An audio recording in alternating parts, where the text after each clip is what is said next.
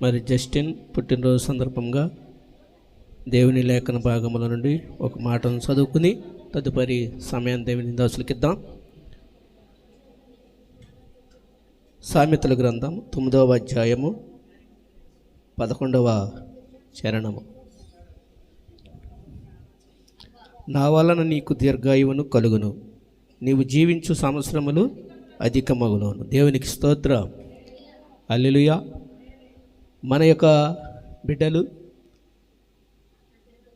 మనము కానీ దేవుని వలన మాత్రమే మన సంవత్సరాలు అధికమవుతాయి. మనం దేవునిలో మరి జీవించటానికి, దేవునిలో ఎదగటానికి, దేవుని యొక్క కాపుదల ఉండటానికి, ఇవన్నిటికీ ఆయన ఉంటే మనకి దీర్ఘాయువు కలుగుతుంది. దేవునికి స్తోత్రం. మరి ఈ రాత్రి ఆ బిడ్డకి దేవుని కృప, దేవుని ఆశీర్వాదం, దేవుని యొక్క మెండైనటువంటి దీవెనలు మరి ఆయన వలనే కలుగుతాయి.